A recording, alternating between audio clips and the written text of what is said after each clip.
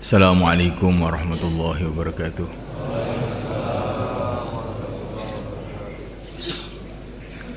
Innal hamdalillah nasta'inuhu wa nastaghfiruhu wa nu'minu bihi wa natawakkalu alayhi wa na'udzu bihi min shururi anfusina min sayyiati a'malina. من يهديه الله فلا مضل له ومن يضلل فلا هادي له أشهد أن لا إله إلا الله وحده لا شريك له وأشهد أن سيدنا ومولانا وحبيبنا محمدا عبده ورسوله اللهم صل وسلم وبارك عليه وعلى آله وأصحابه والتابعين لهم إلى يوم القيامة أما بعد. فقد قال تعالى في كتابه الكريم إن الذين قالوا ربنا الله ثم استقاموا تتنزل عليهم الملائكة ألا تخافوا ولا تحزنوا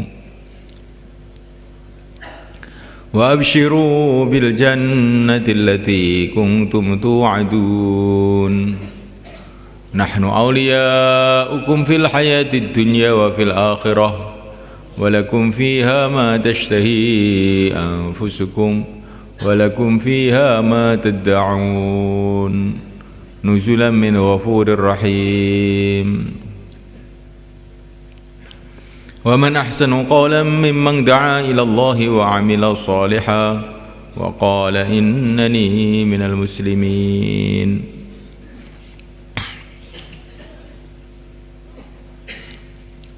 Hadirin dimuliakan Allah SWT, setiap kita sholat kita diperintah oleh Allah melalui yang mulia Nabi Agung Muhammad SAW supaya kita ini berdoa, ihdinas siratal mustaqim siratal ladzina an'amta alaihim. Ya Allah, tunjukilah kami jalan yang lurus, jalannya orang-orang yang telah Engkau beri nikmat.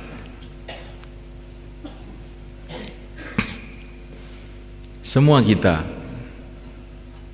bangsa mana saja, keadaannya bagaimana saja, laki-laki, perempuan, tua, muda, kaya, miskin,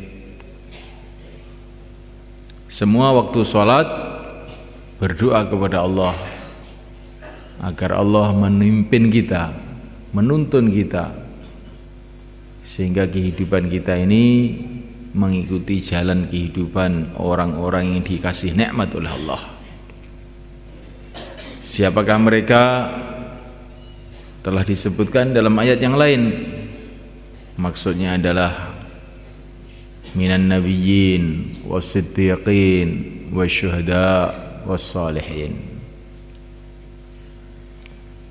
Orang-orang yang dikasih nikmat oleh Allah, yang kita diperintah oleh Allah untuk berdoa, bercita-cita supaya hidup mengikuti jalan mereka, itu adalah para nabi pertama ini.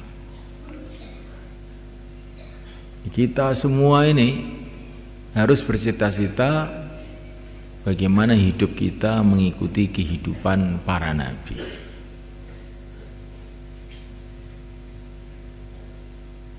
Baik kita ini kaya, miskin, ustadz, santri, petani, insinyur, profesor, siapa saja.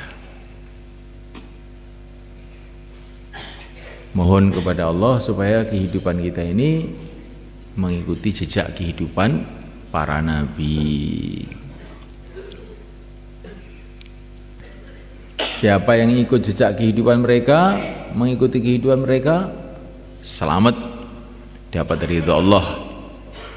Yang tidak, dia akan celaka, mendapatkan murka Allah.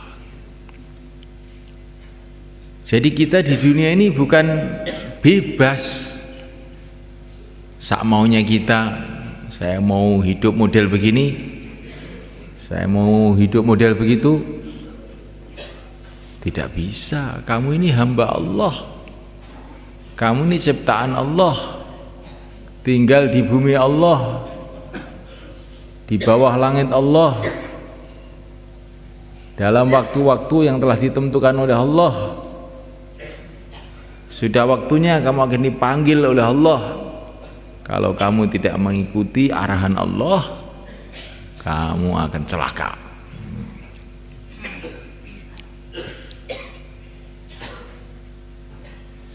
Anak-anak kecil di TK itu ditanya oleh gurunya, apa cita-cita kamu?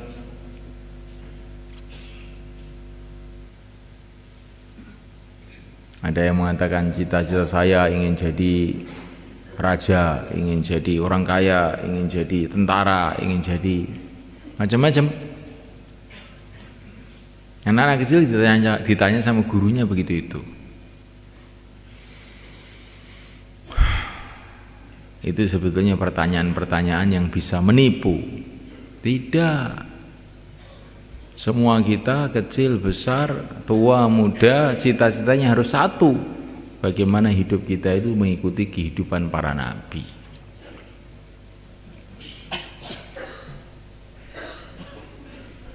Minan nabiyyin, mengikuti kehidupan para nabi. Wasiddiqin, kehidupan para siddiqin, kehidupan orang-orang yang mantap imannya. Contohnya adalah Sayyidina Abu Bakar Siddiq radhiyallahu ta'ala anhu. Wasyuhada, ini yang ketiga, mengikuti kehidupannya orang-orang syuhada. Wassalihin, dan mengikuti kehidupan orang-orang soleh. Empat ini contoh kehidupan yang diridhoi oleh Allah, yang harus kita cita-citakan. Bagaimana kehidupan kita mengikuti kehidupan empat golongan ini. Bukan mengikuti timur, bukan mengikuti barat, mengikuti empat golongan itu.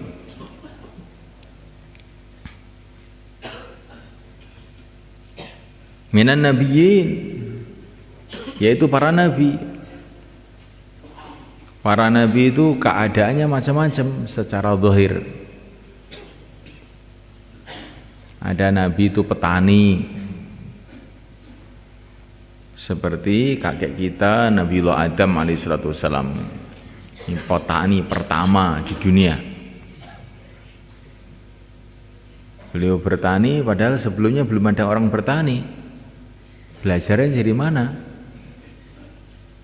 Allah kirim malaikat Jibril ngajari Nabi Adam itu untuk bertani.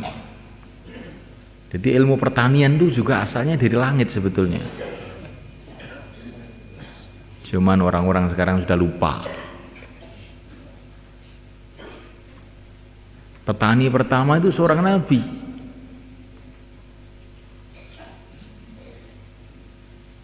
Ada nabi namanya Nabi Idris. Kerjanya itu bikin pakaian. Orang-orang sebelum zaman Nabi Idris itu pakaiannya itu dari kulit-kulit binatang. Nabi Idris dikasih wahyu oleh Allah membuat baju, bikin tenunan, bikin jahitan. Jadi ilmu menjahit itu juga asalnya dari wahyu, asal mulanya itu.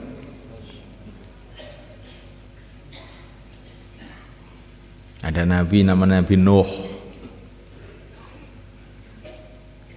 Beliau ini adalah nabi yang diperintahkan oleh Allah membuat kapal.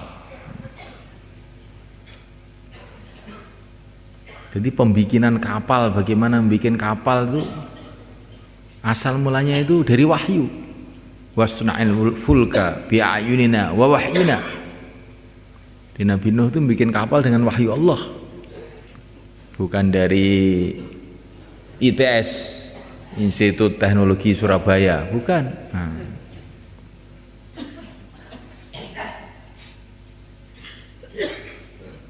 Kenapa saya ceritakan begini ini? Biar kita ini kalau kerja-kerja dunia itu jangan merasa terus jauh dari agama gitu loh. Ini sebetulnya kerjanya para nabi juga dulu itu. Saya ini petani gak usah sholat. Loh, jangan begitu. Petani pertama tuh Nabi Adam. Saya ini nelayan. Sholatnya itu ya kalau sudah turun dari kapal. Oh, jangan begitu.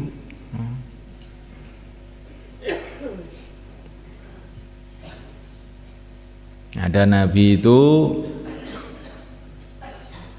pegawai negeri, Nabi Yusuf alaihissalam. Beliau ini adalah Menteri Ekonomi dan Irigasi di Mesir. Dan irigasi saluran-saluran air yang dibikin Nabi Yusuf itu sampai sekarang masih ada, sudah ribuan tahun itu masih ada.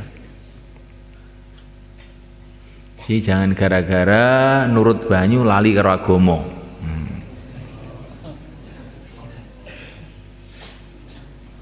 Nurut banyu kesel, sewengi utuh ora turu, akhirnya subuh itu dikelantang, subuh di PP jam 09.00 ya.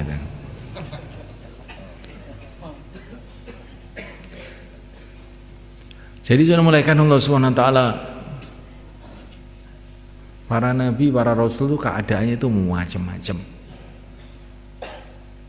Tapi semua mereka punya ciri khas. Yang pertama, yakin mereka itu hanya kepada Allah. Mereka ada yang petani, mereka ada yang pedagang, mereka ada yang bikin kapal, mereka ada yang bikin baju, mereka ada yang pegawai negeri, ada yang mereka tentara. Nabi Daud itu tentara, tentaranya Raja Tolut. Tapi semua yakinnya hanya kepada Allah saja. Yakin kepada Allah itu bagaimana? Tertanam dalam hati ini yang berkuasa di dunia ini hanya Allah. Manusia tidak berkuasa, jin tidak berkuasa, malaikat tidak berkuasa, benda-benda tidak berkuasa. Sistem-sistem tidak berkuasa. Yang berkuasa adalah hanya Allah.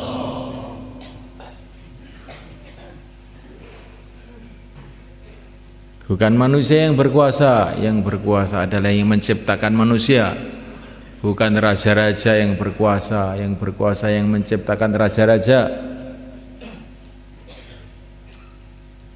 Bukan sistem-sistem yang ada di dunia ini, sistem yang ada dalam matahari, bulan, tumbuh-tumbuhan, bukan itu yang berkuasa. Yang berkuasa adalah Allah yang menciptakan sistem-sistem itu.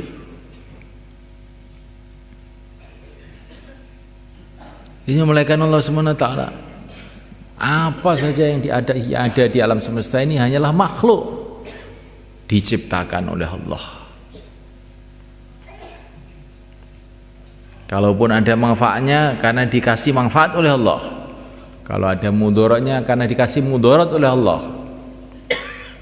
Kalau dia berjalan karena dijalankan oleh Allah. Semua, mulai yang besar-besar matahari, bulan, Allah yang menjalankan. Sampai yang kecil-kecil, atom-atom, elektron-elektron, Allah yang menjalankan. Nggak ada yang berjalan sendiri. Semua dijalankan oleh Allah. Dialah yang menciptakan, dialah yang menjalankan. Dan kalau Allah SWT menjalankan apapun, tidak perlu dengan siapapun dan tidak perlu dengan apapun. Allah menjalankan matahari, tidak perlu bantuan siapa-siapa. Tidak perlu apa-apa, tidak perlu ada lapangan terbangnya, tidak perlu ada mesinnya, tidak perlu ada pilotnya, nggak ada. Kalau menghendaki matahari jalan, ya jalan. Sejuta tahun ya jalan terus. Kalau Allah menghendaki mau membuat manis, tidak perlu gula. Dari tanah yang pahit keluar mangga yang manis. nggak usah kasih gula.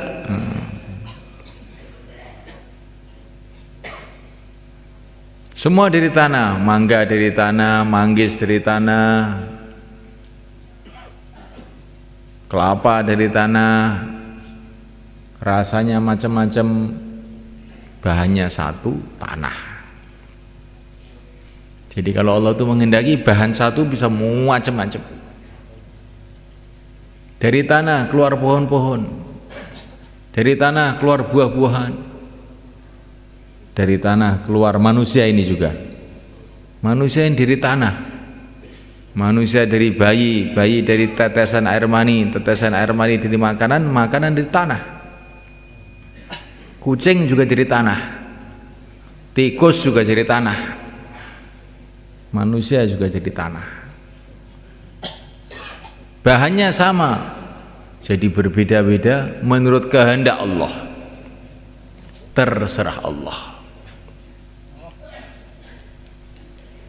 Dari tanah keluar pohon-pohonan yang untuk jamu. Dari tanah keluar pohon-pohonan yang beracun. Dari tanah keluar pohon-pohonan yang untuk makanan pokok. Dari tanah keluar pohon-pohonan yang untuk bumbu.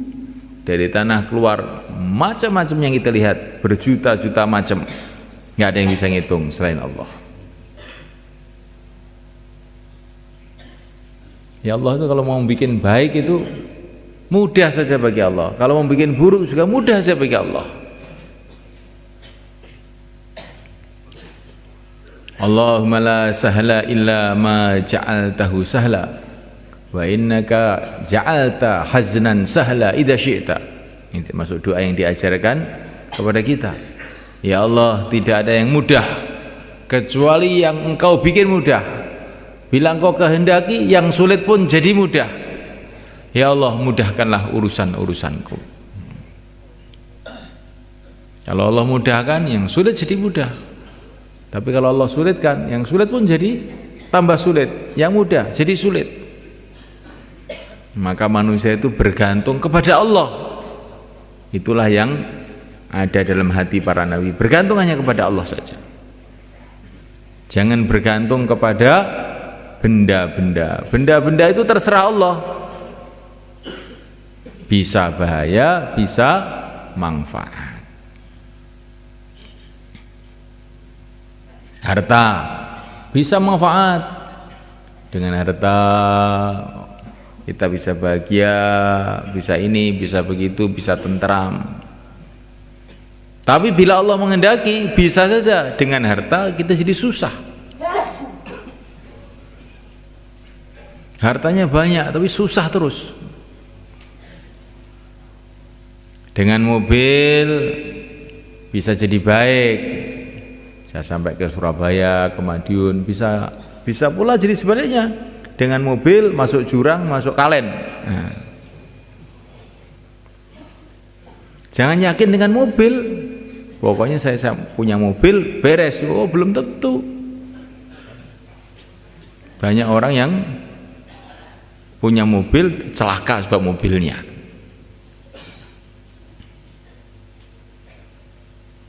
Istri, jangan kita yakin dengan istri, yakin kepada Allah.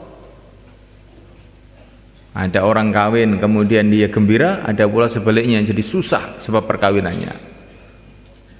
Anak juga begitu, bisa saja anak itu menjadi menggembirakan kita, bisa anak menyusahkan kita. Maka kita diajari dalam Quran, jangan hanya minta anak, jangan hanya minta istri. Rabbana hablana min azwajina wa dzurriyyatina qurrata a'yun waj'alna lil muttaqina imama. Ya Allah, jadikanlah istri anakku menggembirakan aku. Karena Engkau berkuasa ya Allah, menjadikan istri menggembirakan, menjadikan istri menyusahkan, anak juga begitu, teman juga begitu, kerajaan juga begitu. Nggak ada yang pasti baik itu di dunia itu nggak ada. Benda loh ini, benda yang pasti baik itu nggak ada. Ada orang minum obat jadi sehat, ada orang minum obat tambah parah. Ada orang jadi raja tambah susah. Ada orang jadi raja gembira juga ada. Yang pasti baik itu di dunia ini nggak ada benda. Hanya satu yang pasti baik itu, yaitu taat kepada Allah. Itu pasti baik. Kalau orang taat kepada Allah, akhirnya dicintai oleh Allah, dibantu oleh Allah, dibela oleh Allah, maka jadi mesti baik. Yang pasti buruk itu juga tidak ada benda-benda itu, kecuali satu, maksiat kepada Allah. Maksiat kepada Allah itu akan mendatangkan murka Allah, akhirnya kita benjol, nabrak sana nabrak sini, celaka gitu. Itulah keyakinan yang dibawa para nabi itu. Pokoknya kok maksiat itu mesti bahaya kalau nggak tobat itu. Kalau taat mesti untung kalau ikhlas. Tetapi setan itu menipu kita. Kalau kita mau taat, bagaimana? Nah, taat kamu mesti untung. Tapi setan datang. Kalau mau maksiat, maksiat itu enak, nanti kamu akan bahagia dengan maksiat itu.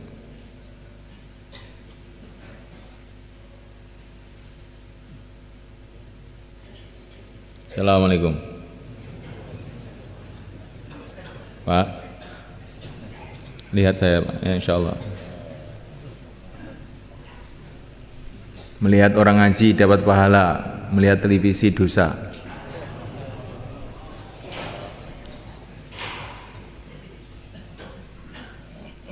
Melihat orang iman dengan penuh kasih sayang dapat pahala. Jadi laki-laki sama laki-laki loh, laki-laki melihat perempuan bukan mahram dosa.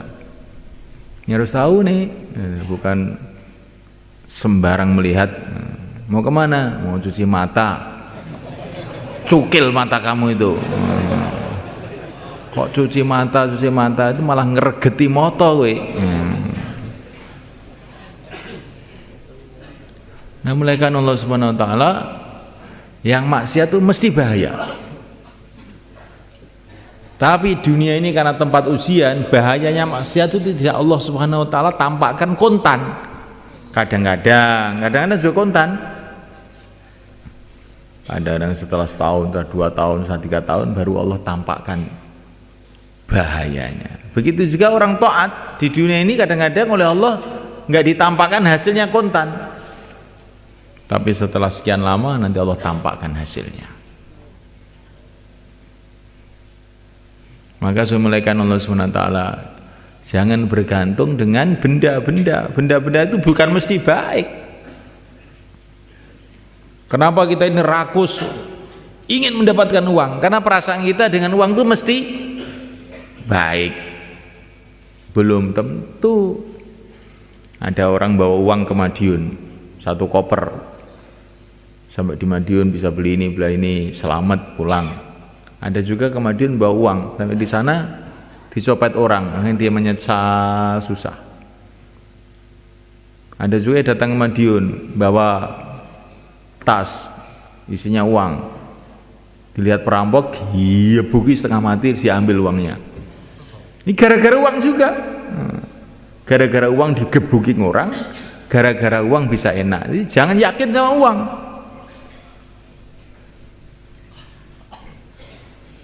Maka ada seorang mau pergi ke pasar, mau beli kuda. Zaman dulu ini ditanya oleh seorang ulama, mau kemana kamu?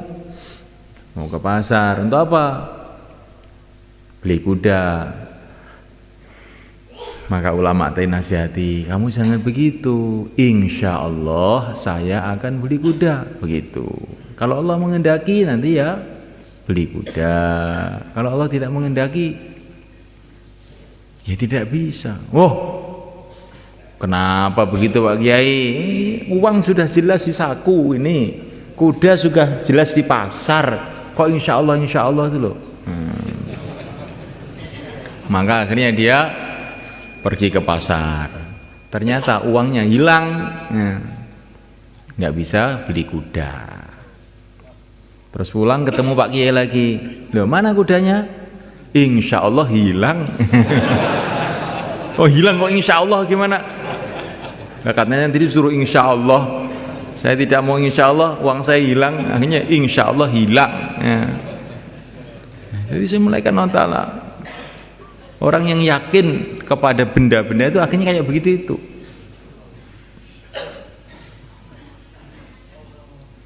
Pelajar ini tahun ajaran baru, pikirannya kalau saya dapat ijazah sudah pasti hidup saya itu sukses. Oh belum tentu. Yang mensukseskan kamu itu Allah. Maka jangan gara-gara sekolah kemudian nggak sholat. Banyak sarjana ekonomi malah melarat, tambah hari tambah banyak. Bukan banyak uangnya, banyak hutangnya. Yang tidak punya ijazah, tamatan SD, jualan bakso malah laku. Yang sarjana ekonomi jualan bakso malah tidak laku. Ini banyak kita lihat. Orang-orang Temboro yang kaya-kaya itu kebanyakan nul pudul, nggak pernah sekolah itu. Kamu lihat aja, ini orang Temboro mesti tahu.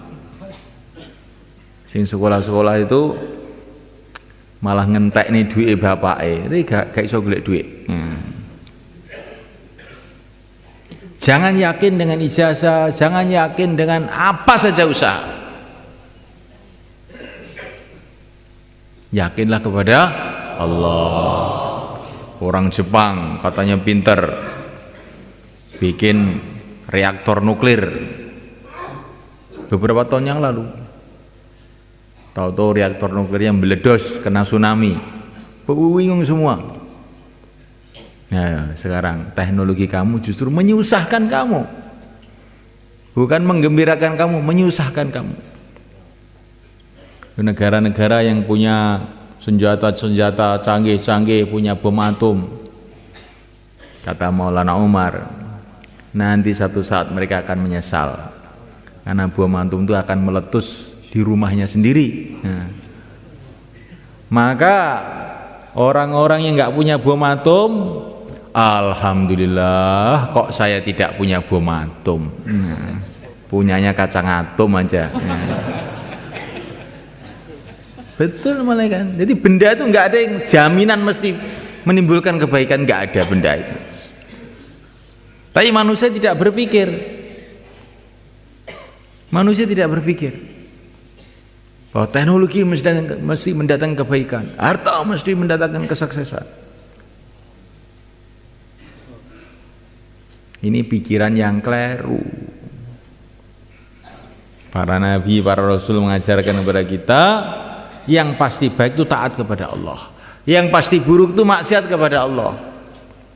Yang lain-lain itu terserah Allah, bisa baik bisa buruk. Maka yang penting hidup manusia itu taat sama Allah, itu aja yang dipikirkan. Bagaimana saya taat kepada Allah? Kalau taat kepada Allah, apapun keadaannya, akhirnya jadi baik. Bagaimana tidak? Masuk surga. Tapi kalau maksiat kepada Allah, bagaimanapun keadaannya buruk. Bagaimana tidak? Mengesal akhirnya ke neraka. Kalau orang sudah bertentangan dengan Allah, maksiat kepada Allah, mau lari kemana? Lari ke timur, timur milik Allah. Lari ke barat, barat milik Allah. Mau naik ke atas langit, langit pun milik Allah. Mau turun di bawah bumi juga bumi milik Allah. Mau lari kemana? Orang kalau sudah maksiat kepada Allah, tidak tobat kepada Allah, pasti celaka. Nggak akan bisa tidak. Kalaupun kelihatannya sekarang itu masih meger-meger, segar bugar, itu karena belum waktunya saja. Orang naik mobil Mercedes, jalan tol, enak, nggak tahu di depannya itu jurang. Orang-orang takjub, kok enak temen, nggak ngerti, baru beberapa menit jungkel di situ, hancurlah dia sebenarnya. Itulah ibaratnya orang maksiat. Walaupun enak pun enak menuju neraka. Enak apa? Bukan enak. Tapi kalau orang taat, walaupun naik dokar, naik cikar, jalan kaki, kakinya kena duri, berlumpur jalannya, tapi ini menuju taman-taman yang indah, nggak apa-apa. Minan nabiyyin, inilah yang harus kita ambil dari pelajaran para nabi itu, yakin kepada Allah. Kemudian ciri khasnya kehidupan para nabi itu setelah yakin kepada Allah senantiasa berhubungan kepada Allah dengan ibadah, sholat, zikir, doa. Kalau orang yakin kepada Allah kemudian tidak mau membuat hubungan kepada Allah dengan ibadah, orang betul-betul orang rugi sebenarnya. Kalau kamu sudah tahu Allah yang menguasai alam semesta ini, Allah maha melihat, Allah maha mendengar, Allah sangat dekat kepada kita, kok kamu tidak mau berhubungan kepada Allah? Alangkah bodohnya. Senantiasa buat hubungan kepada Allah dengan doa, dengan zikir, dengan sholat, dengan haji, dengan umroh, dan ibadah-ibadah yang lain. Inilah kehidupan para nabi. Inilah yang kita cita-citakan. Insyaallah mulai kan? Kemudian yang ketiga, semulaikan Allah Ta'ala, di antara ciri khas kehidupan para nabi itu adalah ilmu. Para nabi itu semua orang ahli ilmu. Tapi ilmu apa? Ilmu yang terpenting, teragung, ilmu mengenai keagungan Allah dan ilmu cara berhubungan dengan Allah. Itulah ilmunya para nabi. Ilmu-ilmu dunia, ilmu bikin sambal, bikin pesawat, bikin mobil, itu serupa saja, itu hanya untuk dunia. Meracik sambal, meracik jamu, membuat mobil itu sama saja. Bikin pesawat terbang, bikin Apollo sama saja. Itu cuma noto karet, noto besi, noto aluminium, ditoto terus jadi pesawat, jadi apa-apa, sama saja. Kata para ulama, ilmu dunia itu ilmu sambal. Ini kalau sambal itu apa?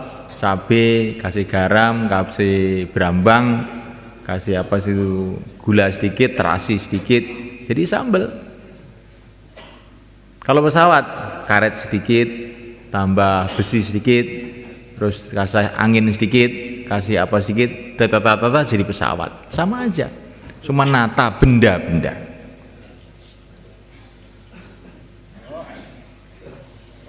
Ini kalau orang insinyur digitukan mungkin marah.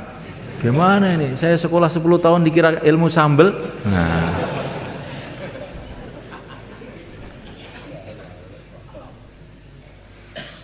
Mulaikan Allah Subhanahu wa taala. Memang begitu itu kalau kita renungi, cuman ilmu menata benda-benda. Ya kalau ilmu yang ilmunya para nabi itu bukan ilmu menata benda-benda. Ilmu bagaimana kita hubungan dengan Allah yang menciptakan seluruh benda. Nah ini beda ini.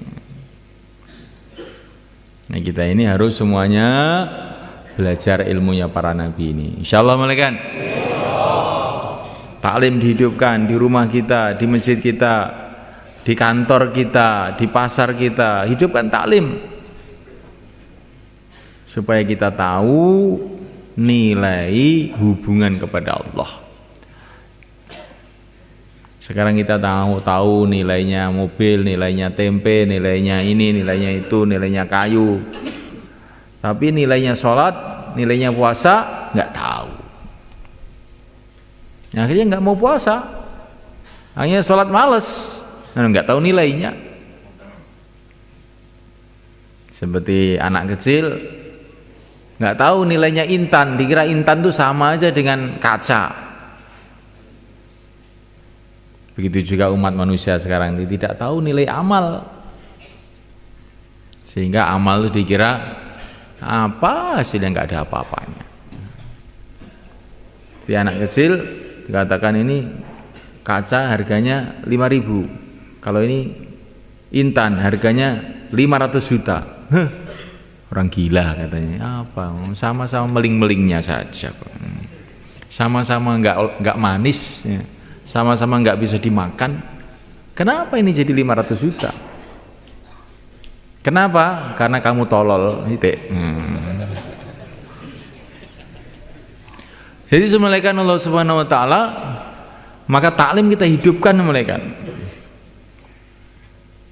Supaya kita ini tahu nilainya hubungan dengan Allah, nilainya amalan. Kita Ramadan, sebentar lagi akan Ramadan. Ada orang tuh Ramadan karena ikut-ikutan, ada Ramadan karena tahu nilainya Ramadan. Kalau Ramadan ikut-ikutan itu gimana? Malam pertama masjidnya penuh sampai belakang. Malam kedua kurang satu sop. Malam ketiga, keempat kurang. Nanti kalau akhir Ramadan tinggal imamnya sama makmumnya. Karena ikut-ikutan. Lah kamu kok nggak ke masjid lagi tuh? Sudah capek. Ini sudah hari raya. Sebentar lagi waktunya bikin kue, bukan waktunya tarawih ini sekarang ini. Mau beli baju. Ini amal karena ikut-ikutan. Tapi kalau amal karena tahu nilainya amal, maka awal Ramadan sungguh-sungguh, malam kedua tambah sungguh-sungguh, akhir Ramadan ini barokahnya tambah banyak, tambah sungguh-sungguh. Masih muda sungguh-sungguh, tambah tua sudah mengi, amalannya tambah sungguh-sungguh. Mumpung masih bisa amal ya. Bukan suruh amal, aku wis tuwek ngamali bagiane cah nom-nom. Aku tak nang omah karo nglinting mbako iki wae.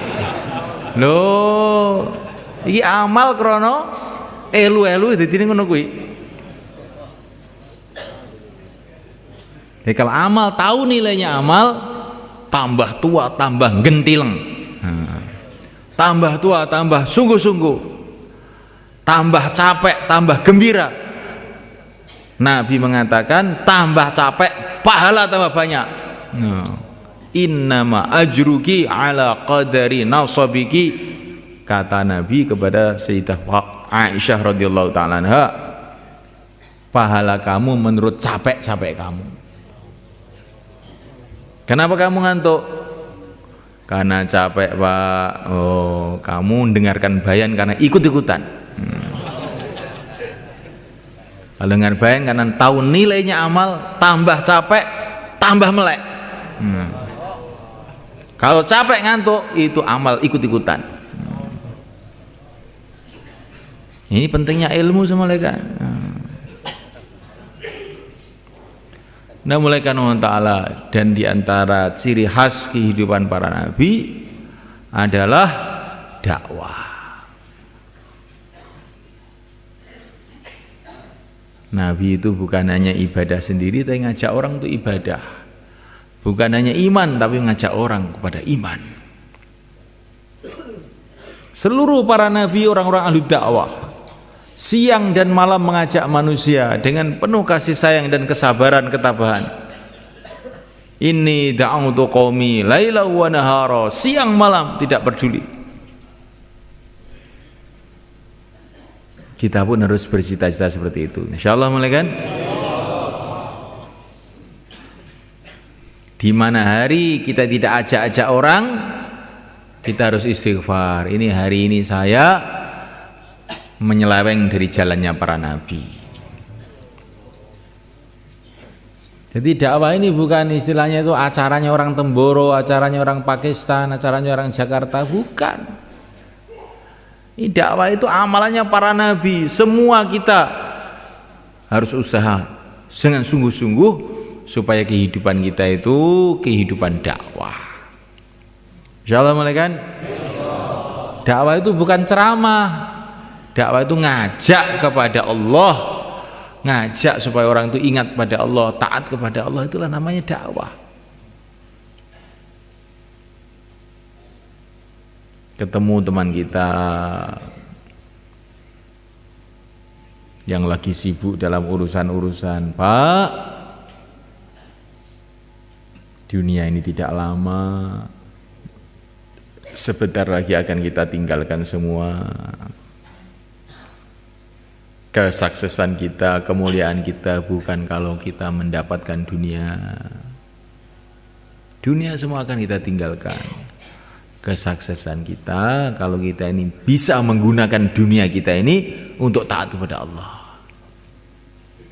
Bagaimana caranya? Caranya kamu keluar 4 bulan untuk latihan menggunakan dunia untuk taat pada Allah. Bagaimana, Pak?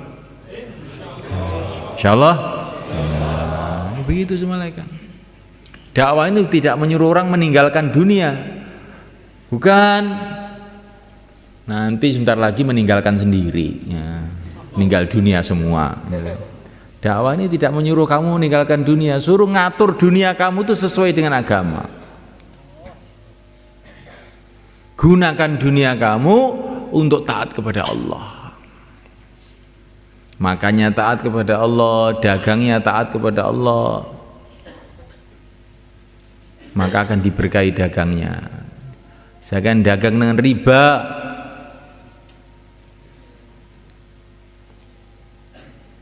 Katanya sekarang kalau riba itu istilahnya apa?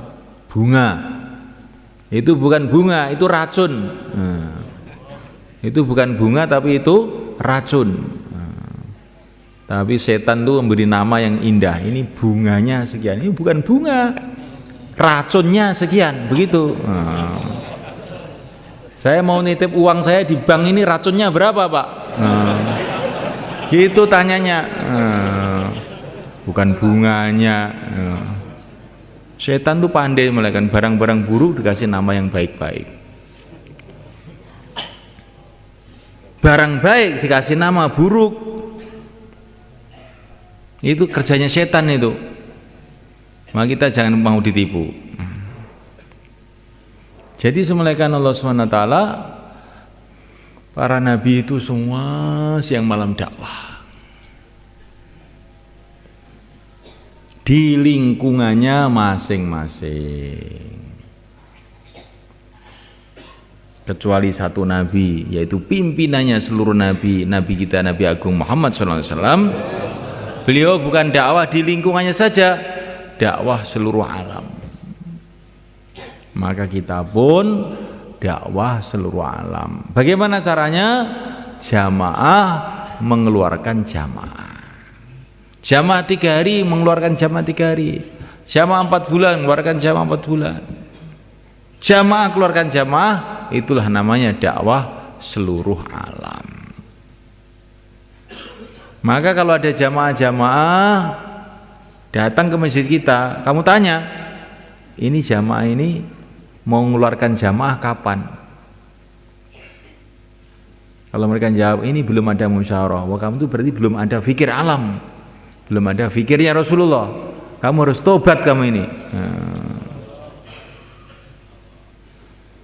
Seminggu lagi kirimkan jamaah, 10 hari lagi bentuk jamaah. Baru itu namanya fikir seluruh alam, jamaah mengeluarkan jamaah. Insyaallah mulai. Jadi fikir seluruh alam itu bukan kita suruh muter seluruh alam, ini nggak bisa, cepot kaki kita. Jamaah keluarkan jamaah, getok tular, gampang, tidak sulit. Setiap jamaah keluarkan jamaah. Nanti habis bayan ini, nanti akan ada tashkil, keluarkan jamaah. Setelah itu nanti 3344 mundakaroh. Bagaimana Bapak juga mengeluarkan jamaah. Teman-teman kita ini kita ajak bicara, ayo kita keluar 4 bulan, 40 hari, atau berapa saja, kita berangkat sekarang. Minimal semua jadi niat semua. Insyaallah malaikat. Yang kewajiban mengikuti Nabi itu bukan seorang, 2 orang, semua kita. Kita keluar dan mengeluarkan jamaah. Kita dakwah dan usaha bagaimana seluruh umat dakwah. Ini baru kita ikut Rasulullah SAW. Ini kehidupan para nabi. minan nabiyyin wasiddiqin. Kemudian yang kedua, kehidupan para siddiqin. Salah satu siddiqin itu yaitu Sayyidina Abu Bakar As-Siddiq. Ciri khasnya kehidupan siddiqin itu adalah tanggung jawab. Nah, agama. Sayyidina Abu Bakar itu bukan nabi, bukan rasul, tapi punya tanggung jawab meneruskan perjuangan yang mulia Nabi Agung Muhammad SAW. Ketika Rasulullah wafat, dipanggil oleh Allah, maka Abu Bakar bangkit dengan semboyan beliau, slogan beliau, syiar beliau, semangat beliau, ayung qasuddin wa ana hayy. Apakah agama akan dikurangi sedangkan saya masih hidup? Saya tidak terima kalau agama dikurangi sedangkan saya masih hidup. Beliau bukan nabi, bukan rasul, ini siddiq. Kalau kita ingin jadi orang siddiq, orang yang betul-betul mantap imannya, tirulah Sayyidina Abu Bakar ini. Jangan kita mengatakan, saya ini bukan nabi, bukan rasul, bukan sahabat, bukan kiai, bukan ustadz. Untuk apa saya mikir agama? Jangan begitu. Nggak boleh begitu itu. Saya bukan nabi, bukan rasul, bukan sahabat, bukan kiai, bukan santri, bukan apa-apa, tapi saya ingin mengikuti siddiqin, punya tanggung jawab agama. Insyaallah mulai kan? Caranya bagaimana? Keluar 4 bulan, 40 hari. Insyaallah mulai kan? Supaya ada tanggung jawab ini. Wasyuhada, orang-orang yang mati syahid. Orang yang mati syahid itu bagaimana?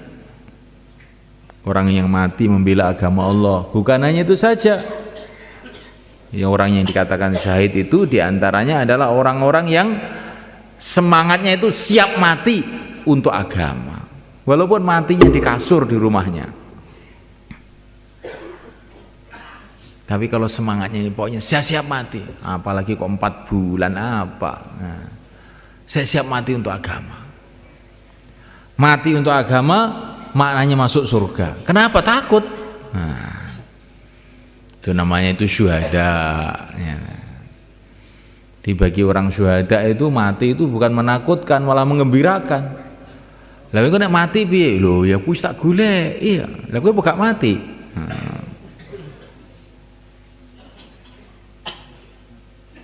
Para sahabat itu begitu semuanya kan. Semangat ingin mati dalam memperjuangkan agama itu Masya Allah, mereka gembira.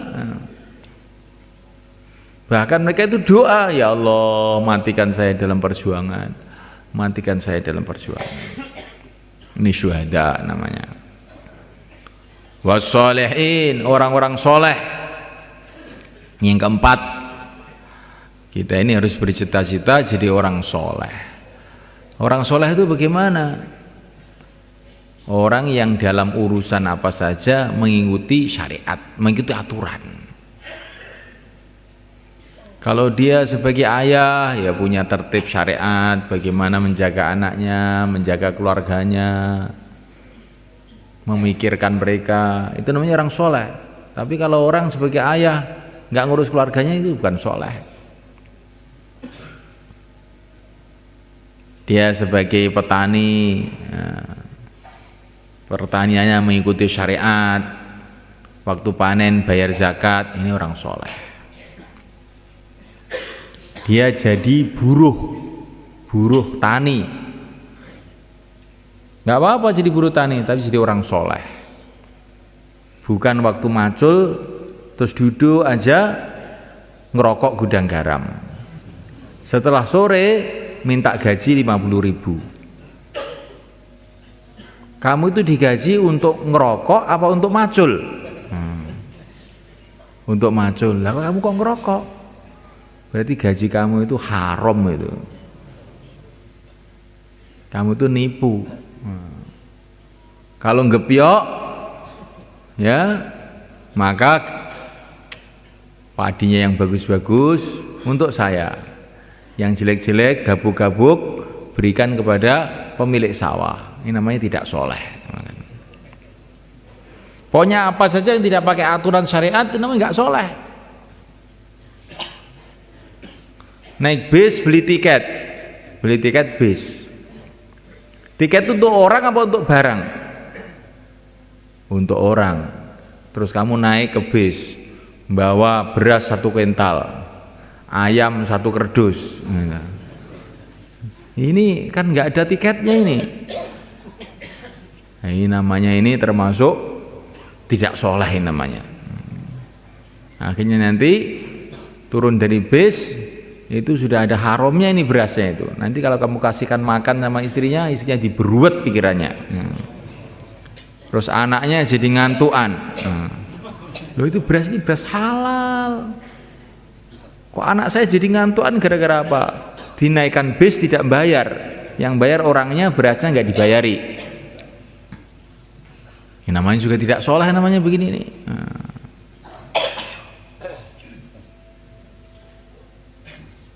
Maka kita semuanya mengikuti aturan syariat. Insyaallah mulai kan. Apa saja tanya kepada para ulama, ini aturan syariatnya bagaimana?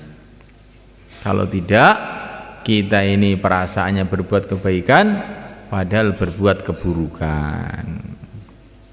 Pergi haji ke Mekah sudah ditulisi di anunya itu, tiketnya ditulisi ini hanya boleh bawa barang 20 kilo, ini bawa pulang 50 kilo. Makanya sama pegawainya pesawat itu nggak boleh, jangan banyak-banyak, ini 20 kilo saja. Nggak apa-apa, udah kamu saya kasih uang 100.000, diam aja ya. Nah, haji mabrur itu, haji mabur we. Gimana ini semuanya kan? Maka kata para ulama, kalau kamu naik onta haji tetapi bekalnya haram, makanannya haram, yang haji ontanya bukan orangnya. Yang haji ontanya bukan orangnya. Karena kalau onta itu makan haram itu nggak apa-apa. Bukan manusia itu nggak ada haramnya. Yang haji unta kamu, sedangkan yang naik unta tidak haji. Jadi semulaikan Allah SWT, ini 4 golongan inilah yang kita minta dalam sholat supaya kita ikut mereka. Para nabiyin, para siddiqin, para syuhada, para solehin. Insyaallah semulaikan. Kalau kita mengikuti jalan mereka, maka Allah ridha kepada kita. Kalau kita diridhoi oleh Allah, kemana saja akhirnya beruntung mereka. Hidup kita di dunia akan berkah, hidup kita di akhirat di surga Allah. Jangan kita kira bahwa mengamalkan agama ini hasilnya di akhirat saja, tidak. Di dunia ini pun kalau kita amal agama dengan benar, Allah akan datangkan kebaikan-kebaikan, barokah-barokah, ketentraman, ketenangan, kerukunan. Belum dikubur akan lebih nikmat lagi. Di padang mahsyar lebih senang lagi. Di surga, di sanalah tempat yang sempurna, di mana kita akan menghadap kepada Allah. Allah ridha kepada kita ridha kepada Allah. Insyaallah mulaikan. Mau kemana kita ini? Mau kemana? Siapa yang cuma satu, mau ke akhirat sebenarnya. Itulah program Allah untuk kita. Semua kita mau ke akhirat. Apa persiapan kita? Semua kita akan menghadap pada Allah. Apa persiapan kita? Semua kita akan mati. Apa persiapan kita? Urusan kehidupan kita siapkan semua. Ini mau mantu, ini mau nyunat nih, mau bangun rumah, mau ini, mau semua kita siapkan. Ini perkara yang pasti kita kerjakan. Kematian tidak pernah kita siapkan. Urusan akhirat tidak pernah kita siapkan. Kalaupun kita siapkan, ala kadarnya. Kalau urusan dunia, kita sungguh-sungguh. Tapi kalau urusan akhirat, ya aku sokeh ngamalku ke. Kok angel-angel. Iki ora angel-angelan iki, gampang iki. Maka semulaikan kita ini perlu kita renungi diri kita ini kok kayak begini, ini gimana ini. Urusan dengan manusia kita pentingkan, kalau giliran urusan dengan Allah ya kapan-kapan saja. Urusan akhiratnya kekal abadi,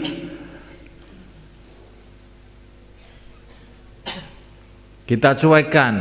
Nah, tapi urusan dunia yang cuma 60 tahun, 70 tahun kita habis-habisan. Ini adalah satu kerugian besar. Sebelum datang mati menjemput kita, sebelum datang malaikat Israel untuk menuntun kita menuju Allah, kita sekarang bikin persiapan. Insyaallah malaikat. Apalagi sebentar lagi kita akan Ramadan. Kalau kita keluar di jalan Allah waktu Ramadan, maka Ramadan kita akan berlipat ganda pahalanya. Kalau kita keluar di jalan Allah waktu Ramadan, keluar kita juga berlipat ganda, tidak seperti biasanya. Maka sebaik-baiknya waktu untuk keluar itu adalah bulan Ramadan. Maka yang mau keluar 4 bulan silahkan berdiri ke selatan. Monggo.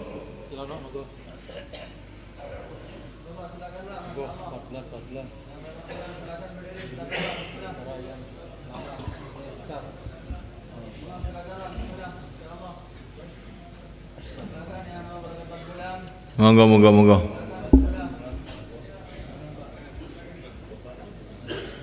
Yang niatnya 40 hari sekarang dinaikkan 4 bulan. Bismillah malaikat. Mumpung Ramadan malaikat, monggo.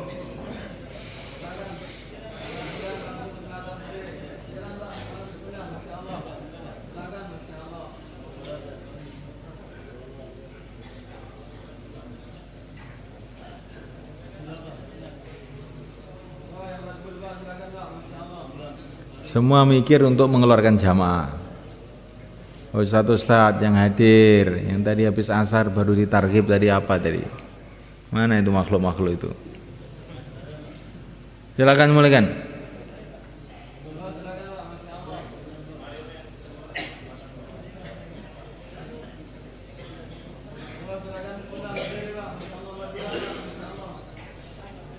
Gak usah takut semulaikan. Innama dzalikumus syaitan yukhawwifu awliya'ah. Syaitan itu kerjanya nakut-nakuti kita kalau kita mau amal kebaikan. Tapi Rasulullah menyemangatkan kita. Sekarang kita ikut syaitan apa ikut Rasulullah? Nah. Syaitan itu nakut-nakuti kita. Nanti kalau amal bagaimana? Sebaliknya para nabi, kalau kamu tidak amal nanti bagaimana? Kalau kamu tidak amal bagaimana nanti di akhirat kamu? Nah, kalau Allah tidak suka sama kamu nanti kamu mau gimana? Nah, monggo, bismillah.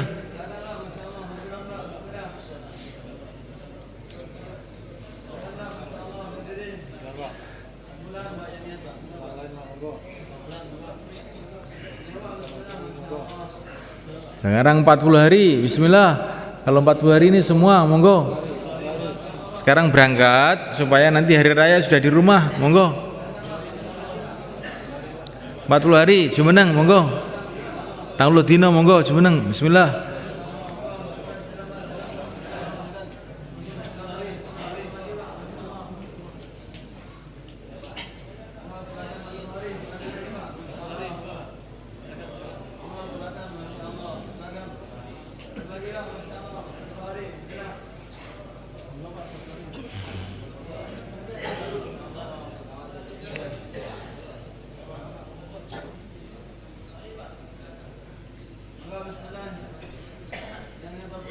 Yang mau tambah masa, sisa masa, cuma enggak, tambah masa, sisa masa, berapa hari saja, silakan ke selatan. Aqabbalallah.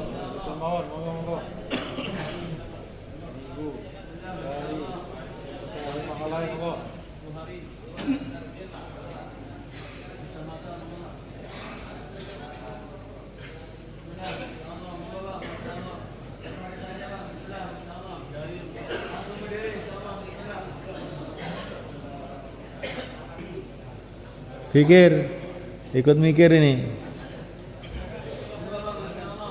Kamu mikir ini pahala besar. Jangan ada orang tasbih lingak-linguk kayak manuk nom, jangan. Ikut mikir, ikut doa, ya Allah turunkan hidayat, mudahkanlah ini majma' untuk mengeluarkan jamaah, begitu.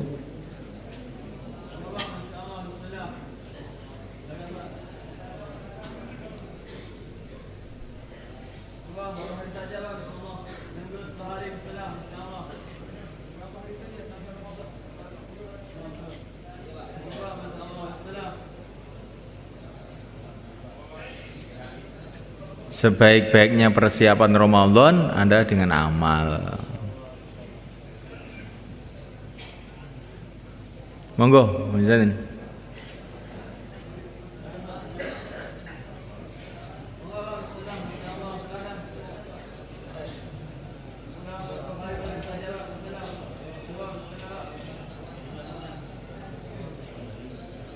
Insyaallah niat saya Bang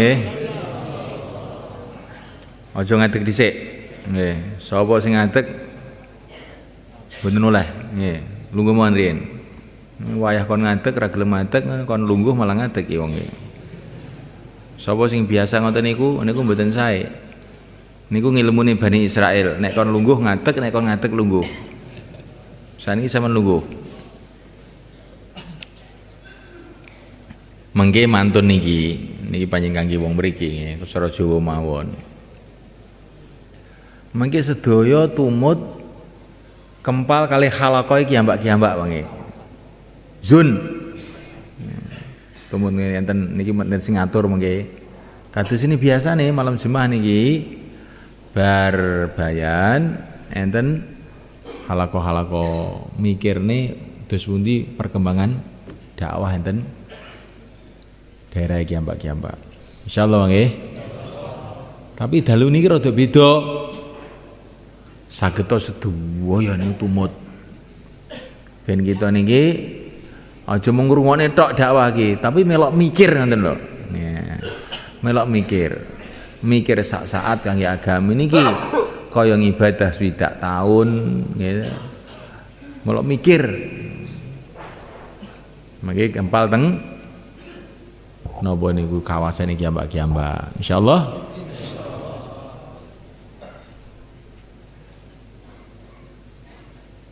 Nggih pun ngoten-ngoten saya tumut laporan-laporan keng halaqah mengki saweg salat Isya sareng-sareng terus taklim akhir gitu. Mantun taklim akhir napa? Iktikaf. Mengki tengah dalu tangi ndonga nangis teng Gusti Allah. Ya Allah kula niki mboten saged napa-napa ya Allah. Menawi mboten jenengan tulung, kula jenengan tulung saya nderek Kanjeng Nabi zahir batin dunya akhirat. Mboten tangise. Jenengan tulung anak kula, putu kula, kanca-kanca kula, umat iki sedaya nderek Kanjeng Nabi zahir batin dunya akhirat. Insyaallah Bang nggih. Niki malam Jumat niki malam iktikaf, malam donga, malam nangis. Ampun ngantos mboten iktikaf rugi niku niki iktikaf ini termasuk amalan sing sakniki umat Islam niku pun mboten patek kenal kalih iktikaf niki. Nek kita gesangaken niki ganjarane akeh. So kita iktikaf ngangge adab tidur sedaya. Insyaallah. Saderenge niku sedaya sakniki tiga-tiga sekawan-sekawan napa wau sing jenengan mirengaken jenengan baleni. Terus ditaskil sinasil gentenan, wau sinasil kula sani sinasil jenengan. Kadang-kadang luwih mandi jenengan masalahe. Monggo tiga-tiga sekawan-sekawan. Monggo. Aja sing ngadeg, nggih. Tiga-tiga sekawan-sekawan.